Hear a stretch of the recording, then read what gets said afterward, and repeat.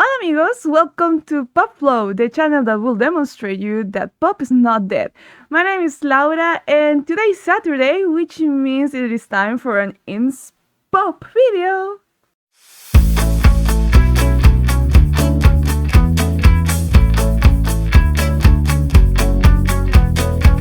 And of course, I could not start this channel without talking about the one and only Taylor Swift. And to be honest with you, I don't think this will be my last video talking about her. I listened to her music since Speak Now, and I think it was actually Red, the album that caught all my attention. This album, in my opinion, is the start of her transition to country, from country to pop, and it has a lot of alternative vibes. So yes, we can confirm that Red, and now Red Taylor's version, made me a full Swiftie.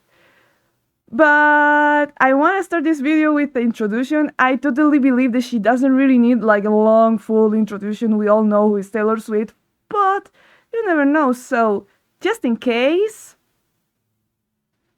Taylor Swift is an American singer-songwriter born in Pennsylvania on December 13, 1989. She has a total of 11 Grammys behind her back, but her earlier attempts to break into the music industry were unsuccessful.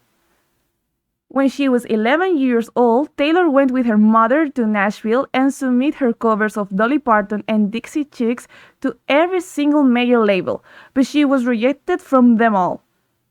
In order to help her to break into the country music, her family decided to move to Tennessee, as she knew that if she wanted to do like others were trying for so long, she had to find what makes her different from the rest.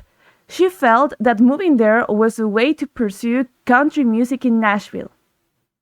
Actually, Taylor Swift has released 9 original studio albums, 2 re-recorded studio albums, 5 extended plays, 3 live albums, and 14 compilations. And even if Red is considered from some a pop album already, her first documented official pop album is her 5th studio album, 1989. She found inspiration to this album in the music of the late 80s. So, in other words, she is one of the best-selling music artists of all time, one of the greatest songwriters, and one of the most influential people in the world. She was named Woman of the Decade in 2010 by Billboard and Artist of the Decade by American Music Awards. But what are the keys behind her of this success? Well, I think her lyrics feel so personal and relatable that I actually say, even on Twitter, that Taylor always writes songs about me. She built her career on reflecting her personal emotions in her songs, and there is nothing wrong on doing that. The recurrent topics that she sings about are mostly love, clearly heartbreaks, loneliness, and loss. Writing songs help her get through love, sadness, and growing up. And I think we all can relate on those topics, right? The last 2 albums of Taylor Swift, Folklore and Evermore, are inspired by escapism and romanticism to explore fictional narratives without referencing her personal life. The way that she writes is very intimate and detailed that made her best songs sound so inclusive and timeless.